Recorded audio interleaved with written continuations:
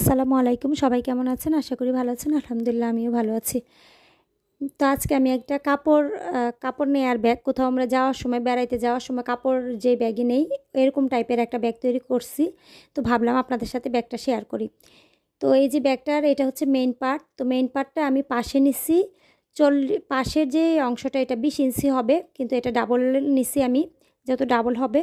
তো আমি 40 ইঞ্চি নিচ্ছি। আর লম্বা যেটা আমার হাতের অংশে থাকবে এটা আমি 32 ইঞ্চি নিচ্ছি। ডাবল ভাঁজ দিলে এটা 16 হবে।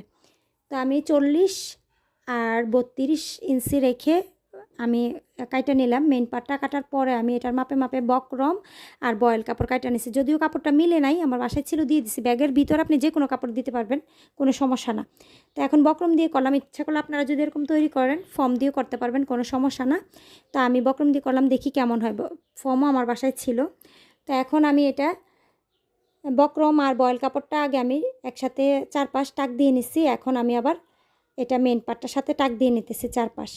মেন পার্টটা আমি পৃষ্ঠাটা নিচের দিকে রাখছি। এই যে বক্রমটা ভিতরে, পৃষ্ঠাটা নিচের দিকে, বক্রমটা ভিতরে আর বয়েল কাপড়টা উপরে। তা আমি এইভাবে এখন 4-5 টাক দিয়ে নিব। এই যে 4-5 টাক দিয়ে নিতেছি। এই যে টাক দিয়ে আমার শেষ। এখন আমি এটার ফিতা কাটলাম। ফিতাটা আমি 20 ইঞ্চি নিচ্ছি। আপনারা যদি এরকম ব্যাগ তৈরি করতে চান, ইচ্ছে করলে আরও একটু বেশি নিতে পারেন, কোনো সমস্যা নাই। তা আমি আমার মতো করে নিচ্ছি। এখন 2 ভাঁজ দিয়ে ফিতাটা আমি তৈরি করে ফেলবো। এই যে ফিতাটা আমি এখন সেলাই করব ভাঁজ দিয়ে। ফিতাটার আমি এই মাথা সেলাই দেওয়া শেষ হলে তারপরে ওই পাশেও আমি আরেকটা সেলাই দিব, ডাবল সেলাই দিব 2 পাশে। সেলাইটা দিলে এই যে ফিতাটা দেখতে একটু সুন্দর লাগবে, এটা ব্যাগের ফিতা যেহেতু। তা এখন আমি এটা রাইখা দিব।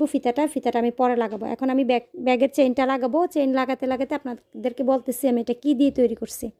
এটা হচ্ছে আমরা সচরাচর টেবিলে যেই ডাইনিং টেবিল বা টি টেবিলে যেই রেক্সিন ইউজ করি, সেই রেক্সিন।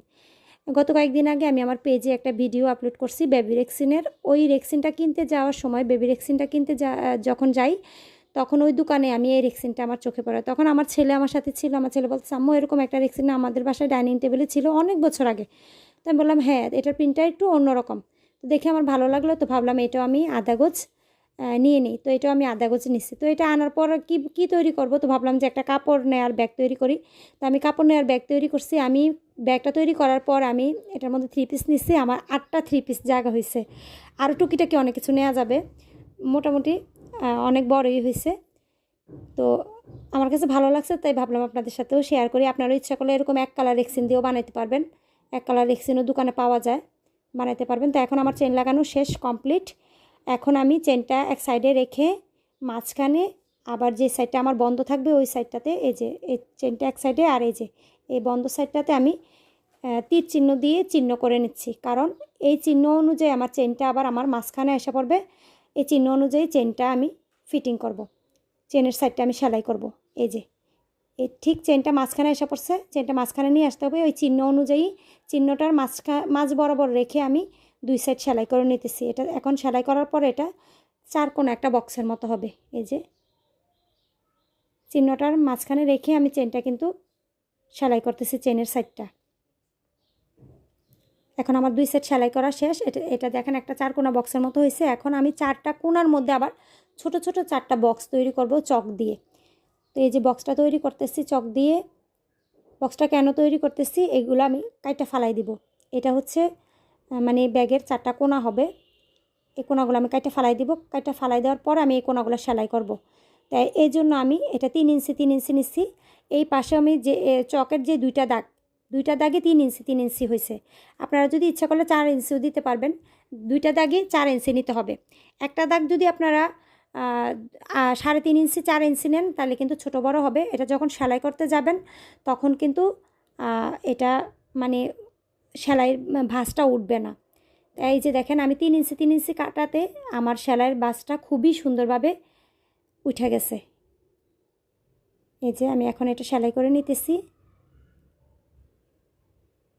ডাবল সেলাই দিয়ে নিতেছি যেন না ছুটে সেলাই। আমি 4টা কোণায় এভাবে, যে 4টা কোণা কাটছি 4টা কোণায় এভাবে সেলাই করে নিলাম। এখন আমি এটাতে পাইপিং লাগাবো। পাইপিংয়ের জন্য কাপড় কেটে নিলাম। পাইপিংটা লাগাইতেছি কেন, যেন সুতাটাও না ওঠে, দেখতে একটু সুন্দর লাগে। এখন আমার এগুলা সেলাই শেষ, 4টা কোণায় সেলাই শেষ হয়ে গেছে। এখন আমি এটা উল্টাই নিব ব্যাগটা উল্টাই নেওয়ার পরে এখন আমি ফিতাগুলো লাগাবো। তো ফিতার জন্য আমি এখন চেনটা আমি মাপ দিতেছি। সেলাই করার পর আমার কতটুকু আছে, সেলাই করার পর দেখলাম আমার 1 ইঞ্চি ছোটো হয়েছে। এটা আমার পাশে যে 20 ছিল, এটা 19 হয়েছে।